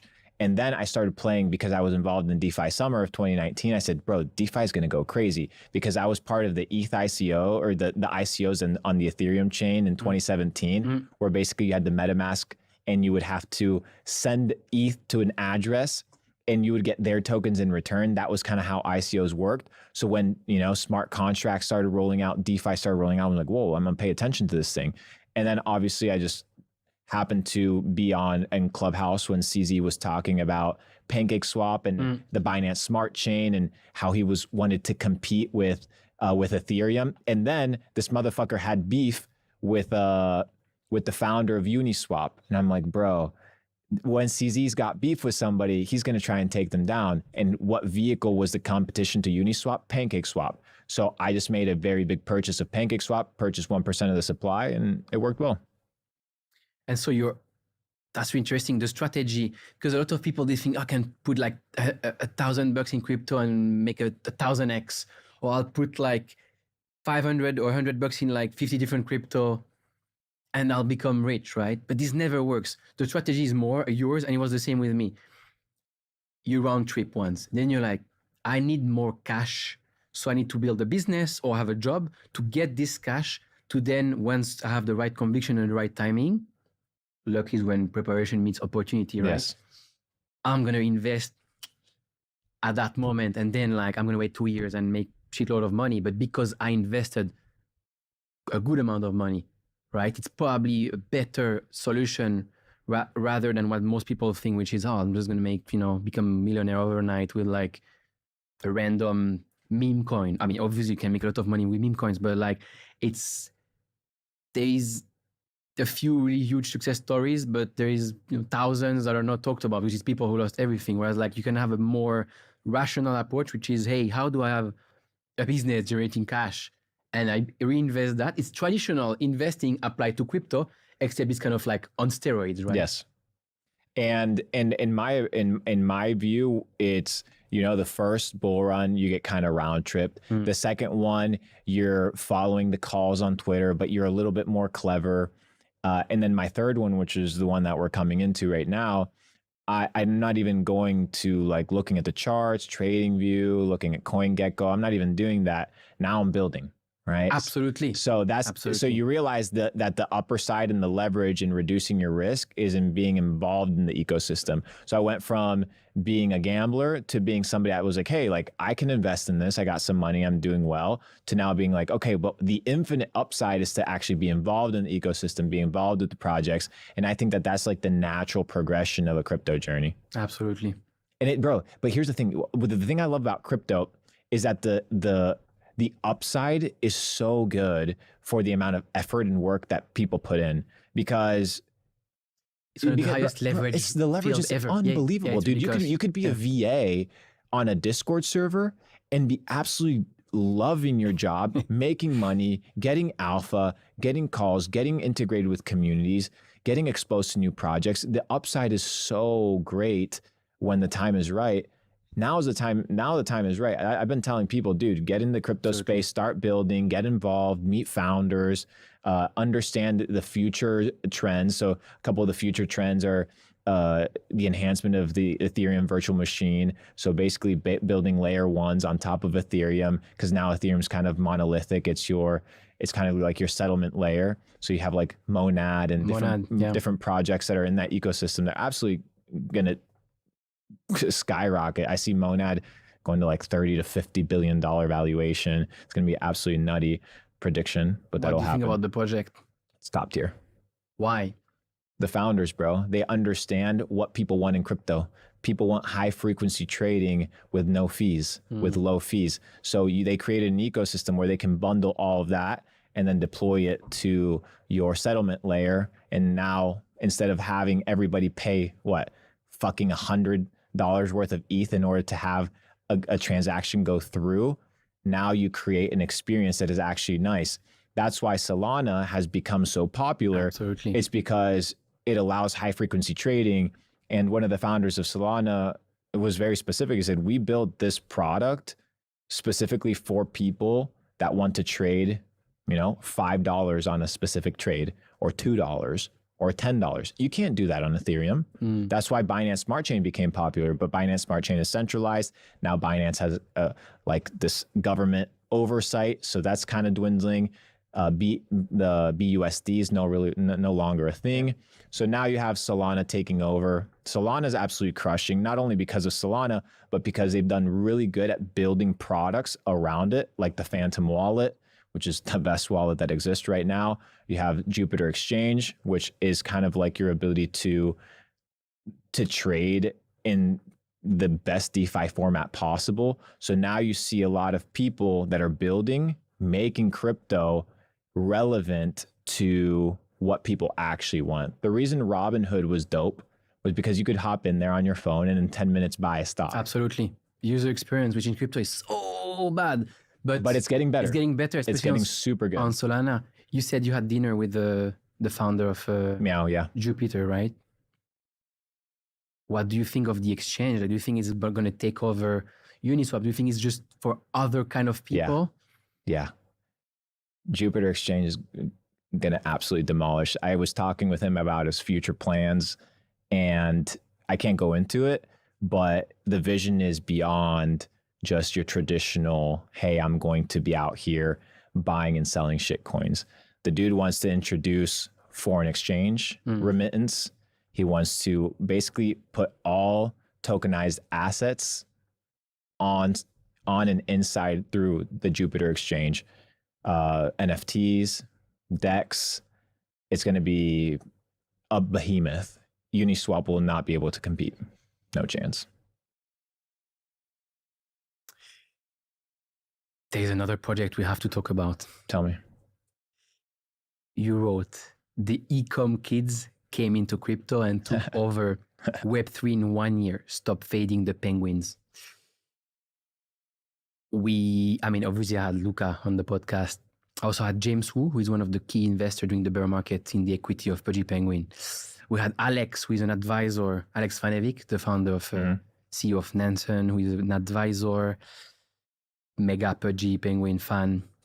I'm a big fan. You also said there is no second best. There is no second best. And when you meet the dude, like it's so obvious, right? And also, because most projects are shit, right? There's nothing behind it. So if there's one who is like, hey, let's build something, let's create actual revenue that is not crypto geek related, but it's real world related, it's going to make a massive difference. You and Luca share similar backgrounds also, kind of a difficult childhood, drop shipping, e-com, crypto, and you live in the same place, Miami. I live in Puerto Rico. He told me he told me he told me to go to Miami, but he was one of the first guys to move to Miami before it was cool. I just decided to go a little bit more south for tax purposes. Why are you so bullish on Pudgy Penguins? I mean, I'm an equity shareholder in Pudgy. It was not an investment in the project. It was me betting on Luca. So Luca used to run a lot of e-commerce for a lot of top tier influencers out in LA. And he was, making multiple six figures every single day. And I was able to meet a couple of the influencers that he was interacting with, talk about their e-commerce, and eventually connected with Luca. We had in 2019, we had the DeFi summer. And then I remember in 2020, we were sitting in the Ritz-Carlton and we didn't know anything about Uniswap, right? So we were out here figuring out DeFi, shit coins, and we've been in the crypto journey since the beginning. It was February of 2021, I believe. My dates kind of get confused at this point. It's been so long. When PancakeSwap first hit $20. That's when I got. Is it my tattoo on this side or is it on the other side? Okay, yeah. So I got the PancakeSwap tattoo. Yeah, those motherfuckers, they blessed me. But we had gotten a house. We'd rented a house in Miami after the Ritz-Carlton. We bought our first NFTs there. And then we created a group chat called Crypto Island with guys from the Cayman Islands and just ballers in crypto. And we started talking about NFTs and shit like that before it kind of became hot. And Luca posted this photo of a Pudgy penguin. And he said one thing. He posted it. This is when it just launched. It was 0.1 ETH. He posted and he said, the Asian community is going to love this. And that was the thesis for him buying it. At that point, the entire crypto NFT bull run took place. Things went up, things went down. And then I get a message one day. I'm in Croatia. I get a message one day and I'm like, and it's Luca. He says, let's buy Pudgy. And I'm like, wait, what? And he's like, yeah, I just put out a tweet, 750 ETH. And I'm like, okay, sounds good. I messaged Cole as well through one of my accounts. And long story short, thankfully, through one of the Capital Club members who helped us broker the deal, we got the deal. And Luca just spearheaded the project. So I gave him some cash. So you bought Pudgy Penguin with him? Yeah. I think I put in $500,000 out of the 2.5. And because there wasn't a lot of liquidity providers, and we went to a lot of founders of the top projects, and they didn't give a rat's ass about Luca. They didn't bet on this guy. But Luca has a background of taking IP that is undervalued and absolutely blowing it up. So tossed a little bit of coin there, said, Luca, take it. And he absolutely demolished it. But had the project gone to what I believe it's going to go to, it's a multi-billion-dollar company, or if it would have gone to zero, it didn't really make a difference to me. My bet was with Luca Nets, and I'll continue betting on him as an individual because, like you said, it's not the IP that matters necessarily. It's not just the NFTs. It's not even the community alone.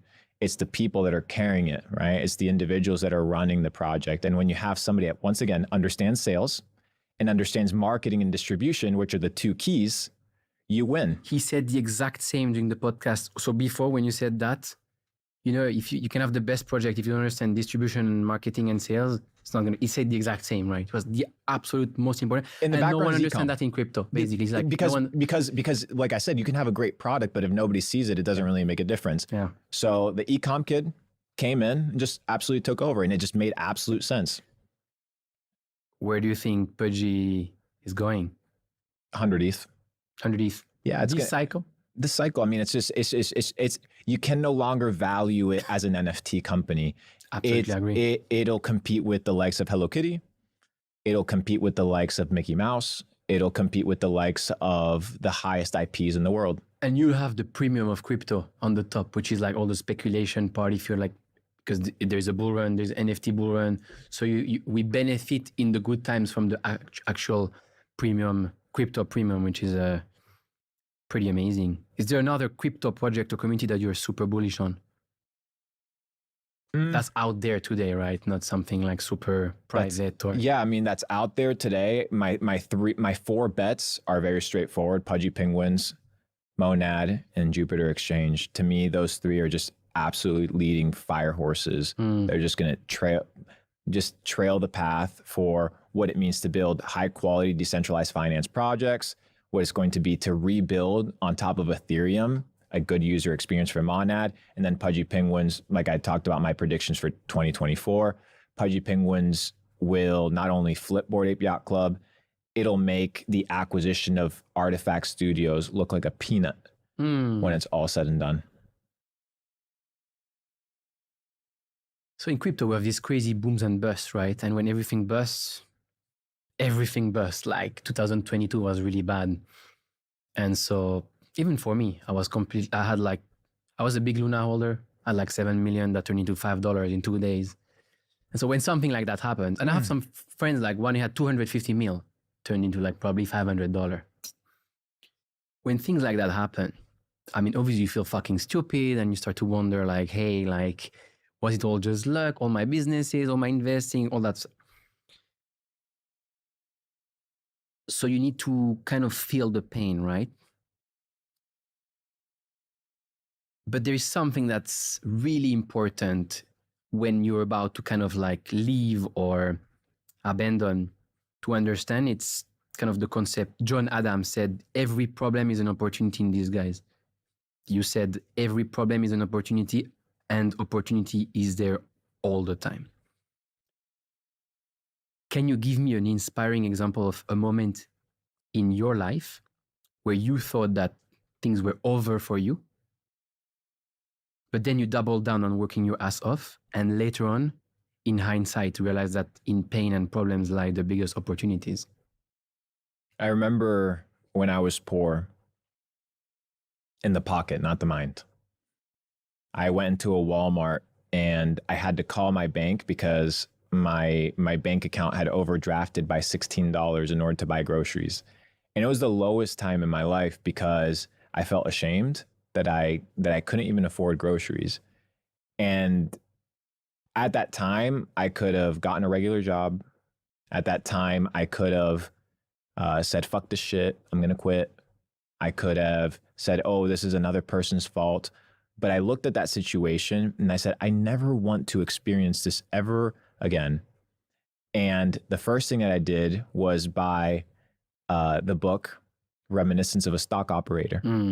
And I said, I'm going to learn about the markets. And ever since then, it's been an upside. And it was that situation that made me feel disgusted with my current living conditions that instead of complaining, led me to change. And, you know, I would be in the bus. I would take the bus for about an hour to work, and then I would take the train for about another hour. And every single day, just learning the basics of psychology of trading.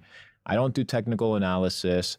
I'm purely a value-based investor, and I bet on people, right? So if you look at my investment plays, it's me betting on people, dude. I don't take credit for anything. I don't take credit for any sort of investment that I make. I just bet on winning horses, and sometimes they play off. So I bet on CZ, I bet on Luca, I bet on Mark Zuckerberg, and they don't disappoint. So in those really hard moments, it's how do you take the pain and turn it into fire in the belly, basically? You don't have a choice, bro. When you're at the bottom, what do you have to lose? When you have nothing to lose, you have nothing to lose. How much? Like how many? You're gonna live 80 years of your life. How many years of that life are you gonna live broke?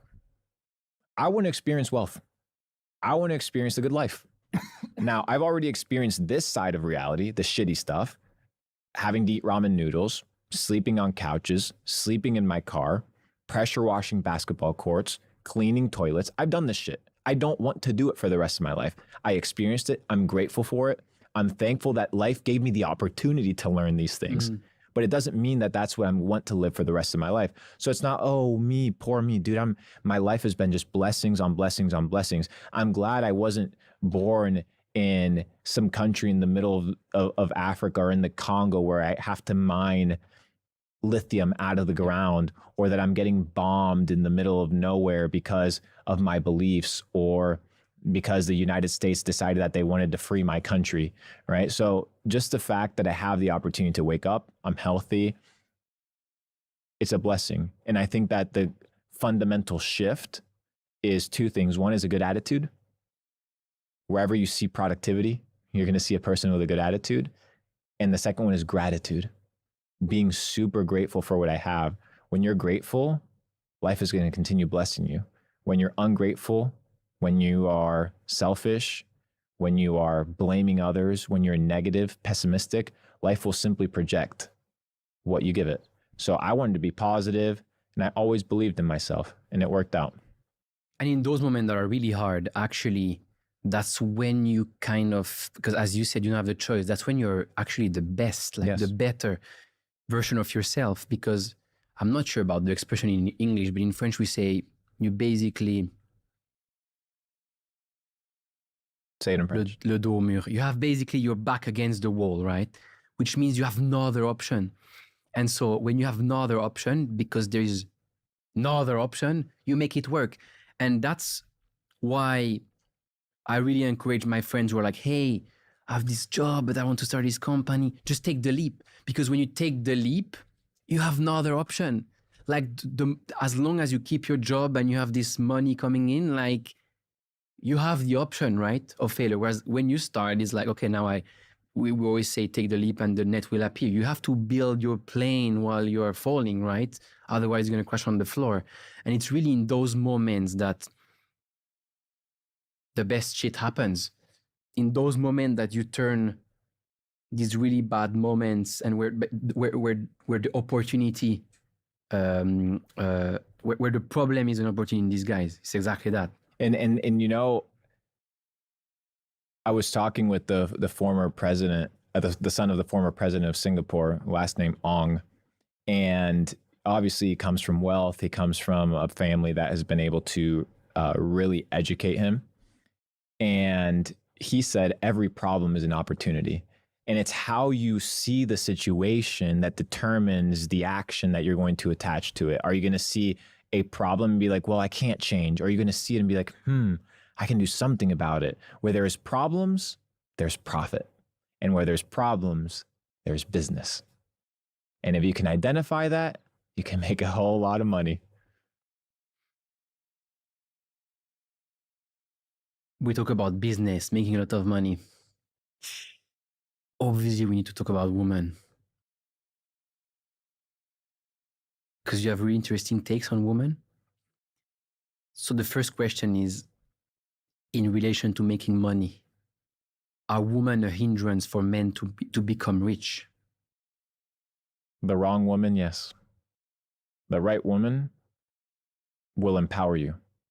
She will fuel you, she will inspire you, and she will push you towards becoming a better version of yourself. I've only been with one woman my entire life. I'm still with her. Been over 10 years. She was with me when I had nothing. She would drive me to work. I had no car. So when I started having things, or, you know, I got everything that I wanted and I became somebody, how could I let her go? You know, so she believed in me. She trusted me when I had nothing, and she valued me when I was poor and insignificant. And now that I've achieved some sort of success in some way, shape, or form, it's only fair that I bring her along for the journey. So my perspective is very simple. Find individuals that will empower you. And if you can find a partner that loves you for who you are, but also empowers you to become a better version of yourself, stick close to that person, be loyal, be honest, be kind, be authentic, and keep those people around, because there's not too many people in life that are gonna want the best for you. And if you can't find a good woman, if you can't find a good partner, it's usually a reflection of you, because you attract people. And if you attract poor people, well, it's most likely a condition of you. If you attract hoes, it's most likely a reflection of you. So if you need to, or you can't find somebody of high caliber, of high quality that polishes you, stay away from it. It's funny. I was going back to Meow. He was like, he was asking me today, he's like, should I be dating a ton of girls? I'm like, no, just like find one person that just empowers you and elevates you, and stick true to that individual. Now, it's different philosophies for different people. Anybody can do whatever they want. But for me, it worked out extremely well. And it all comes down, and I'm not married, but it all comes down by one thesis. There's a verse in the Bible that says, he that findeth a wife findeth a good thing. Not he that findeth a woman that has the potential to be a good wife, but he that findeth a wife findeth a good thing, and finds pleasure, or finds honor in the eyes of God. So you also begin to study wise men throughout history, and most of them were corrupted by women. So I understand how tempting it can be, but I also understand that if you find people that can empower you, it can take you to the top. So what was your advice to Mew? Because especially in today's world, and that's something that Andrew talks about, which is as a man, right? The game is very different. As a woman, you can, I wouldn't say as a woman, the dating game is easier. It's much easier to get the guys you want, but then it's not easy to keep them and to see who is full of shit or who is really serious, right? As a man, it's kind of harder because most of the women, they go for the top, 5% or 10%, 1% men. And so for a man, it's more about how you build kind of respect, right? How do you build your personal brand, and how do you build your life so that women respect you and you attract them instead of the opposite, having to chase them. I agree. Especially if you're building things, you don't have time to date like crazy. It's impossible. I agree. Just that it's a job in itself. Just dating around. Yeah, I mean, it's imagine you have to entertain 10 women. Like that's a lot of maintenance.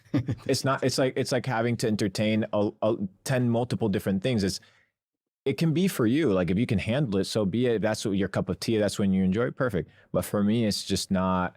It's not an ethos that I've operated or that I've enjoyed. And I've talked to Andrew about it. We haven't talked in a while, but I've talked to him about it. I was like, hey, when are you going to settle with one girl? And we chuckled about it. We laughed about it when I was out in Romania.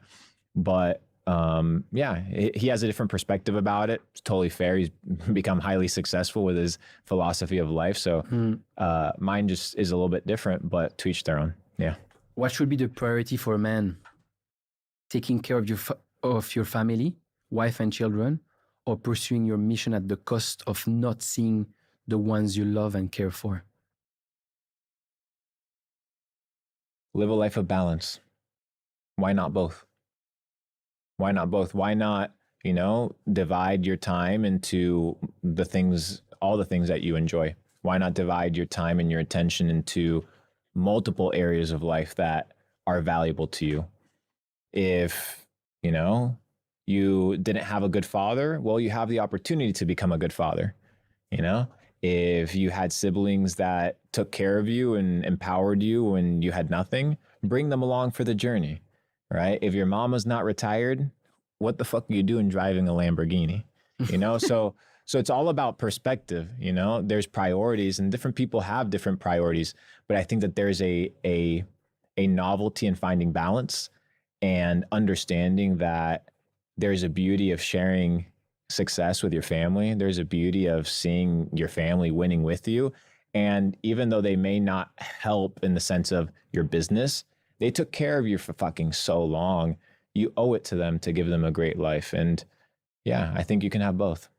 That's that. And I'm a living testament of it. My parents I pay their salary. My parents work within my organization. They're basically retired. I'm not going to retire them. Oh, just go play bingo all day. They don't want that. They want to be involved in what we do. They want to be involved in the ecosystem. They want to see us develop. So why not take care of them? And I think that there is a beautiful balance in taking care of your friends, taking care of your family, taking care of your loved ones, and still pursuing your dreams and your goals. I don't think that you have to sacrifice one or the other to have the other. What do you think about the more kind of materialistic side of things? Watches. I mean, I know you like watches, cars, all that stuff. Do you think it's a moment that everyone who kind of like builds wealth has to go through to realize, oh man, Luca was saying the same actually. I was like, oh man, I'm so fucking stupid. I bought this car there. It made no sense. Like, what's your view on that? It all depends on what you enjoy. I kind of went into the watch game after NFTs because I was like, oh, cool. Like I can start collecting. I got interested in the space. I kind of had some boys that were reselling watches. So I built a $1.25 million watch collection, but I only wear 2 of the watches. So it's like, I'm there sitting and I'm like, was it a little bit of a waste that I have all these watches sitting in the vault? Did I like, okay, it's a good investment. Yeah, that's cool. But do I need these things? And then I have $1 million Pokemon collection. I'm like, okay, like what the fuck am I doing with the Pokemon collection? And then I bought a $4 million house and I'm like, there's people coming into my house every single day. And I have gardeners and I have cleaners and it feels like a hotel. So I sold the house. And then I was like, I want to be light in baggage. I want to be able to move. I want to have that flexibility. So I started getting rid of a lot of my material possessions to simply be able to free up my mental real estate. Because when I had a small fleet of cars, I got rid of them because maintenance, focusing on making sure that they're taken care of. Same thing with the real estate. I think real estate is a great investment vehicle, but I don't want to manage properties. I don't want to have to worry about maintenance. Yeah, other people can do that for sure, but it's just not my cup of tea. I want to be light of baggage. I want to be able to be free flowing. I like to travel the world. I like to stay in hotels. Like I like to be free. And that means that sometimes material possessions hold you down from achieving great things. So I want to stay away from things that I really don't need. Miyamoto Musashi famously said, get rid of things that are of no use. So if something doesn't serve you anymore, and maybe it served you in the past, you don't have to be attached to that thing. And so if he says, and he's a great samurai philosopher, but he says, don't do things that are of no use. And I begin to explore that philosophy and I begin to only do the things that are useful. And I begin to not realize that my success is attached to materialistic things.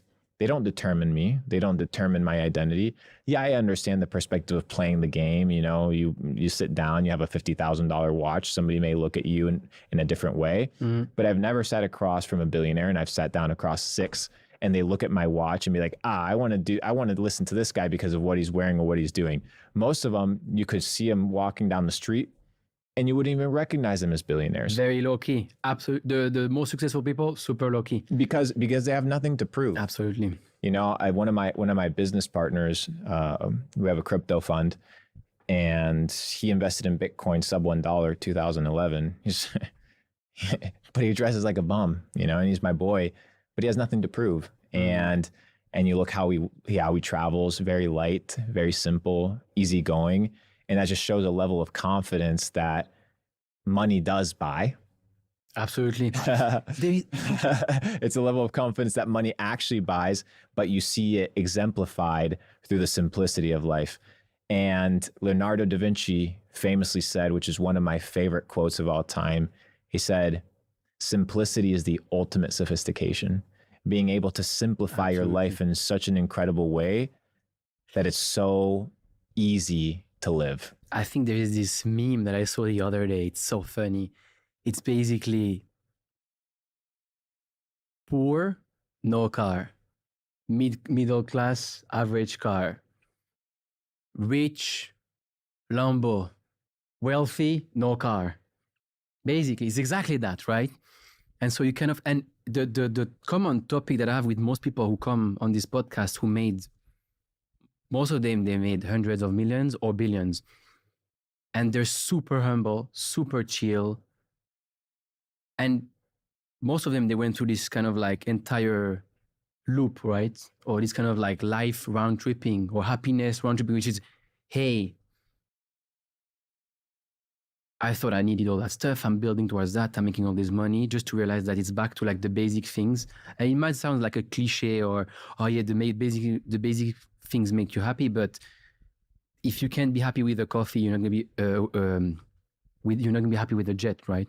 So it's just like all these people making the same realization that at the end of the day, yes, obviously you want to have a minimum amount of money, which we talked about before. We all have goals based on our lifestyle and all that stuff, right? But there is a threshold or a certain amount above which doesn't make any difference, and happiness will never come from that.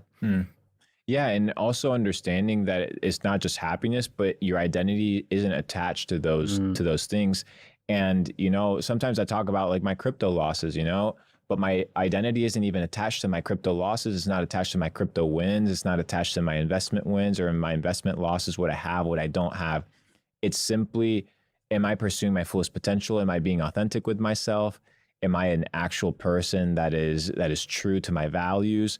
And it goes back to what I said in the beginning. When it's all said and done, I'm laying on my deathbed. Can I look at myself individually and say, you did well, you succeeded, you didn't compromise your values? There's a verse that says, what does a man prosper if he gains the whole world and loses his own soul? Nothing. So I don't want to gain everything and lose myself in the process. And I think that there's a massive virtue in accomplishing that. And that's why I don't attach my identity to my wins, to my losses. I'm just trying to experience life. I'm trying to learn like everybody else. We're all on this planet trying to figure things out. And if we can be authentic, that none of us have it all figured out. We're all just trying to play this game the best we can.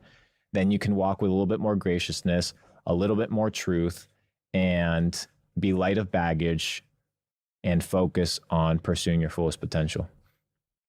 Maybe as a good wrap up, what's your biggest fuck up? In crypto or in life? I'd say life fuck up. There's so many. That's a good answer. They keep That's flashing. good enough. They keep flashing. I'm like, This one. Oh no, this one. I could have bought Bitcoin at a cheaper price. I could have not sold the Bitcoin. I got fucked with this play. But at the end of the day, bro, I'm just happy to be alive. Thank you for having me on the podcast. I'm grateful to be here, and I look forward to part 2 somewhere around the world. Thank you so much, man. You're not just an entrepreneur, but you're a role model for many. And our generation obviously needs more role models like you. So from all of them and from our listeners, I'd like to thank you for what you're doing, for putting yourself out there. As you said before, talking truth comes with a lot of criticism and even maybe some threats. And you still do it, right? Without caring about all the threats and criticism that come with it. So because it's the price, brother. All of them. Aristotle's, Plato, all the greats were once revered as fools. They were burned at the stake. They were laughed at. They were even crucified. And that's the price you have to pay for the exploration of truth. And that's the price you have to pay to unplug people from the bullshit system. And if I got to take a couple arrows for the team, so fucking be it. Wow. Thank you for reading this tonight, man. It was an absolute hell of a conversation. Absolutely, bro. Thank you. Awesome. Cool.